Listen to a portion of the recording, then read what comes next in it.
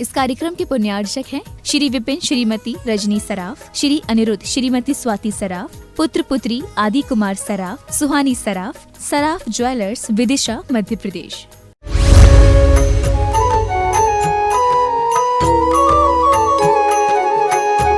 आचार्य प्रवर कुंद स्वामी अपनी व्याख्या में निर्ग्रंथ लिंग की महिमा को दर्शा रहे हैं और साथ में यह भी कह रहे हैं कि अकेले लिंग ही, मुद्रा ही मोक्ष का मार्ग नहीं है। अब उसी बात पर जोर देते हुए पुनः कह रहे हैं कि वस्त्रधारी को मोक्ष नहीं। नवि से जई वस्त्र धरो, जिन सासने जई बिहोई तिथ्यरो, नग्गो विमोक्ष मग्गो, शेषा उम्म गया सब्बे। नवि से जई वस्त्र धरो, वस्त्रधारी सिद्धि को प्राप्त नहीं हो सकता। जिन शासन में जय भी होई तिथ्यरो, चाहे तीर्थंकर भी क्यों ना हो। नग्गो विमोक्ष मग्गो, नग्नता ही मोक्ष का मार्ग है। शेषा उन्मग्गया सब्बे, से सभी उन्मार्ग हैं। क्या बात कही, कितने विश्वास के साथ बात कही जा रही। जिन शासन में, देखो कितनी बार शब्द आ रहे हैं, जिन शासन, जिन शासन, जिन शासन। वीतरागता का शासन, दिगंबरत्व का शासन, जिन शासन माना गया है। दूसरा कोई नाम है ही नहीं। इस शासन के लिए दूसरा कोई शासन का नाम है ही नहीं। सर्वोदयी शासन कह सकते हैं, जिन शासन है। क्यों? जिन जिनेंद्र भगवंतों से जुड़ा हुआ शासन है। छद्मस्तों का शासन नहीं है, अरहंतों का शासन है। इसलिए से जिन शासन कहा जाता है। जिन शासन में कहा गया है कि बथ धरो न सिद्धई, वस्त्रधारी पुरुष सिद्धि को प्राप्त नहीं होता। क्या? वस्त्रधारी पुरुष सिद्धि को प्राप्त नहीं होता। तिथ्यरो जय भी होई, वह तीर्थंकर भी क्यों ना हो। देखो, तीर्थंकर भी क्यों ना हो, वस्त्रधारी सिद्धि को प्राप्त नहीं हो सकता। तीर्थंकर प्रकृति है हमारे पास, तो इससे क्या हुआ? अरे सिद्धि तो बहुत दूर की बात। कुंद स्वामी कहते हैं कि तीर्थंकर जब तक घर में है, क्या सुन रहे हो, नहीं सुन रहे? तीर्थंकर जब तक घर में है, भले ही वो छायक सम्यक दृष्टि हो, भले ही वो जन्म से अवधि ज्ञान लेकर के आए हों, भले उसी भाव से मोक्ष जाने वाले हों, लेकिन जब तक घर में हैं तब तक उनकी वंदना, उनकी पूजा नहीं है। कुमार अवस्था में रहेंगे, राज सम्मान मिलेगा उनको, राज गद्दी मिल जाएगी, राजा बन जाएंगे, राजपद का सम्मान मिलेगा। भाग्यशाली हैं, पुण्यशाली हैं, सारे राजा महाराजा झुकेंगे, प्रणाम करेंगे। ये बात बाहर की है, लोक व्यवहार है, नमस्कार है, पूजा नहीं है। लेकिन पूजा किसकी होती है? संयम जिनके पास है। तीर्थंकर के पास भी तो रत्नात्रय होगा, सम्यक दर्शन सम्यक ज्ञान है, सम्यक चारित्र अभी नहीं है। तो क्या अचारित्री है? नहीं, चारित्र लेने का संकल्प नहीं लिया है, लेकिन उनकी चर्या देशवृत्ति श्रावक जैसी हो जाती है। देशवृत्ति श्रावक जैसी चर्या होना अलग बात है, लेकिन पापों का संकल्प पूर्वक त्याग करना अलग बात है। तो जब देश चारित्र जैसी चर्या हो जाती तो पंचम गुण स्थान हो जाएगा? नहीं, कसाय की कृस्ता हो जाएगी, लेकिन अभी संकल्प नहीं है। और महापुरुष जब भी संकल्प लेते हैं, छोटे मोटे व्रतों का संकल्प नहीं लेते, डायरेक्ट महाव्रतों का संकल्प लेते हैं, डायरेक्ट निर्ग्रंथ मुनि दीक्षा लेते हैं।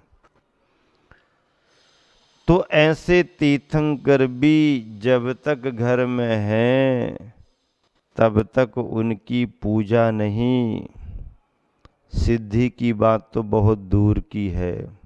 वस्त्रधारी कौन कौन है सब देख लो, तो बिना वस्त्र के मुक्ति को प्राप्त हो जाएंगे। अकेले वस्त्र उतार देने मात्र से नहीं, कुंद कुंद स्वामी दोनों तरफ कह रहे हैं, कपड़े वाले को मोक्ष नहीं होगा तो कपड़े उतार दें, अकेले कपड़े उतारने से भी मोक्ष नहीं होगा। इस मुद्रा के साथ रत्नत्रय की पूर्णता, शुद्धोपयोग की भूमिका, निर्विकल्प समाधि, केवल ज्ञान और फिर निर्वाण, ये मार्ग है। जब भी मोक्ष मिलेगा इसी नग्न मुद्रा में मिलेगा, ये बात भी सही है, पुरुष को ही मिलेगा। नग्गो विमोक्ष मग्गो, नग्न भेसी मोक्ष मार्ग है, शेषा सब्बे उम्मग गया, शेष सब उन मार्ग हैं, मिथ्या मार्ग हैं। अर्थ, जिन शासन में कहा है कि वस्त्रधारी पुरुष कभी सिद्धि को प्राप्त नहीं होता, वह तीर्थंकर भी क्यों ना हो। नग्न भेसी मोक्ष मार्ग है, से सब उन्मार्ग हैं, मिथ्या मार्ग हैं। मार्ग तो अनेक बन सकते हैं, लेकिन सम्यक मार्ग नहीं। और जब सम्यक मार्ग नहीं है तो वे सब उन्मार्ग की श्रेणी में आएंगे। हाँ, नग्गो विमोक्ष मग्गो, नग्नता ही मोक्ष का मार्ग है। भावार्थ, जिन शासन में कहा गया है कि वस्त्रधारी मोक्ष को प्राप्त नहीं हो सकता, क्या कहा गया है? सुन रहे कि नहीं सुन रहे? ध्यान से सुनो अच्छे से। जिन शासन में कहा गया है कि वस्त्रधारी मोक्ष को प्राप्त नहीं हो सकता, यदि तीर्थंकर भी हो, अर्थात गर्भावतरण आदि पंच कल्याणकों के धारक तीर्थंकर परमदेव भी हों, तो भी वस्त्र के धारक होते हुए स्वात्मोपलब्धि रूप लक्षण से युक्त सिद्धि को प्राप्त नहीं हो सकते। जब तीर्थंकर भी सवस्त्र अवस्था में सिद्ध नहीं हो सकते, तब वस्त्रधारी अन्न, अंगार, केवली आदि की बात तो दूर रही। अब वस्त्र पहनते हैं और अपने आप को अनगार मानते हैं, केवलियों की अरहंत अवस्था भी मान लेते हैं, केवल ज्ञान में भी कपड़े का संबंध जोड़ देते हैं। मुनि अवस्था में तो कपड़े का संबंध है ही, तीर्थंकरों के कंधे पर भी कपड़ा डाल देते हैं। इंद्र निवेदन कर देता है कि ले लो, इतना तो आप पहन ही लो। ये सब मार्ग सम्यक मार्ग नहीं है। वस्त्राभूषण से रहित नग्न भेष ही विशिष्ट मोक्ष का मार्ग है, ऐसा जानना चाहिए। श्वेतांबर आदिकों के मत उन्मार्ग रूप होने से मिथ्या है, ऐसा इस कथन का तात्पर्य है। कुंद कुंद स्वामी उद्घोषणा कर रहे हैं, दिगंबरत्व की पैरवी कर रहे हैं, दिगंबरत्व का प्रतिनिधित्व कर रहे हैं, और वह यह कहना चाह रहे हैं कि जो मैं कह रहा हूं वो मैं ही नहीं कह रहा हूं, जिन शासन में कहा गया है। किस शासन में कहा गया है? किस शासन में कहा गया है? जिन शासन में कहा गया है। क्या कहा गया है? कि वस्त्रधारी को सिद्धि नहीं, वस्त्र पहनने वाले को मोक्ष नहीं। अब इसका मतलब आप उल्टा अगर लगाना चाहें तो बिना कपड़े वाले को मोक्ष हो जाएगा, तो बिना कपड़े वाले आदमी भी मिल जाएंगे, और तिर्यंच पशु पक्षी तो बहुत सारे हैं जिनके पास ना तो कोई ड्रेस है और ना कोई एड्रेस है। क्या तुम्हारी तो ड्रेस है और तुम्हारे पास एड्रेस भी है? अब बताओ, फिर वो न एड्रेस वाले हैं और न ड्रेस वाले हैं, उनको मोक्ष मिल जाना चाहिए? नहीं, ऐसे मोक्ष नहीं मिलता। पशु पक्षी घूमते रहते हैं, बाहर से कुछ नहीं ओढ़े, लेकिन असंयम उनके साथ जुड़ा हुआ है। क्या जुड़ा हुआ है? असंयम जुड़ा हुआ है। वह अभी किसी भी प्रकार का त्याग नहीं किए। त्याग करने की उनकी स्थिति बनेगी भी तो महाव्रतों को धारण नहीं कर सकते, मात्र अणुव्रतों को धारण कर सकते हैं, पंचम गुण स्थान तक जा सकते हैं, वो भी संगी पंचेंद्रिय जीव। क्या? संगी पंचेंद्रिय मन वाले। मन होगा तो तत्व का विचार होगा, अच्छे बुरे का ख्याल होगा, फिर सम्यक दर्शन की भूमिका बनेगी। सम्यक दर्शन की भूमिका बनेगी, सम्यक ज्ञान भी आएगा, और फिर हिंसादि 5 पापों का एक देश त्याग कर सकते हैं। सिंह ने संलेख न ली कि नहीं ली? बताओ। महावीर ने, भगवान ने अपने पूर्व भाव में सिंह की पर्याय में सम्यक दर्शन प्राप्त किया, देश व्रतों को धारण किया, संलेखना जैसा कठिन और महान व्रत धारण किया, संलेखना करके स्वर्ग में चले गए। पारसनाथ भगवान ने पूर्व पर्याय में, हाथी की पर्याय में कितने शांत परिणाम रखे। सुलझे पशु उपदेश सुन, सुलझे क्यों न पुमान। अरे पशु भी उपदेश सुन करके सुलझ गए, तो मनुष्य उपदेश सुन करके क्यों नहीं सुलझ रहा? सुलझे पशु उपदेश सुन, सुलझे क्यों न पुमान। नाहर से भय वीर जिन, नाहर यानी सिंह, नाहर से भय वीर जिन, और गज पारस भगवान। हाथी आगे चल करके पारसनाथ बना। नाहर से भय वीर जिन और गज पारस भगवान। पशु पक्षी भी सुलझ जाते हैं। हाँ, पिछले दिनों में प्रश्न मंच में पूछा था, मरणासन्न बैल के लिए नमोकार किसने सुनाया? पद्मरुचि सेठ ने, पद्म पुराण का उल्लेख है, पद्मरुचि सेठ ने कीचड़ में फंसे हुई मरणासन बैल को नमोकार सुनाया। बैल मरण करके अगली पर्यायों में सुग्रीव बना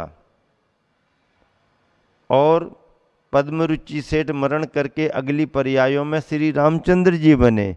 फिर राम और सुग्रीव की मैत्री हुई। क्या हुई? मित्रता हुई। सुग्रीव ने राम के लिए सहयोग किया, राम ने सुग्रीव का सहयोग किया। ऐसा है। मरणासन कुत्ते के लिए किसने नमोकार सुनाया था? जीवनधर कुमार ने सुनाया था। मरणासन बकरे के लिए चारुदत्त ने सुनाया था। मरणासन ने जटायु पक्षी के लिए नमोकार श्री रामचंद्र जी ने सुनाया था। ये प्रथमान योग की कहानियां हैं। पढ़ा करो, सुना करो, समझा करो, तो तिर्यंच भी सम्यक दर्शन पा लेते हैं, देश व्रतों को धारण कर लेते हैं, संलेखना भी प्राप्त कर लेते हैं, लेकिन उस पर्याय से उनको मोक्ष नहीं है। हाँ, मोक्ष के लिए मनुष्य की पर्याय और दिगंबरत्व, रत्नत्रय की पूर्णता, तभी मुक्ति की प्राप्ति होती है। पद्यानुवाद देखो, गुरुवर आचार्य ने कितना अच्छा लिखा। सदृष्टि तीर्थ कर हो घर में भले ही, जो वस्त्र धारक जिन्हें शिव ना मिले ही। निर्ग्रंथ मोक्ष पथ हो अवशिष्ट सारे, संसार पंथ तजते समदृष्टि वाले। सदृष्टि तीर्थकर हो घर में भले ही, जो वस्त्र धारक जिन्हें शिव न मिले ही। निर्ग्रंथ मोक्ष पथ हो अवशिष्ट सारे, संसार पंथ तजते समदृष्टि वाले। सम्यक दृष्टि इन विभिन्न मतों से, विभिन्न पंथों से, विभिन्न मार्गों से, कुमार्ग से, उन्मार्ग से बचते हैं और मुक्ति के पंथ में, दिगंबरत्व में आगे बढ़ते हैं। इसीलिए कुंद कुंद स्वामी ने कहा, नग्गो विमोक्ष मग्गो, नग्नता ही मोक्ष का मार्ग है और इसी दिगंबरत्व से सिद्धि की, मुक्ति की प्राप्ति होती है। ऐसी इन गाथाओं का बड़ा सार, बड़ा महत्व आचार्य कुंद कुंद की वाणी से हम सबको प्राप्त हो रहा है और पद्यानुवाद भी गुरुवर का आप बहुत अच्छे से सुन रहे हो।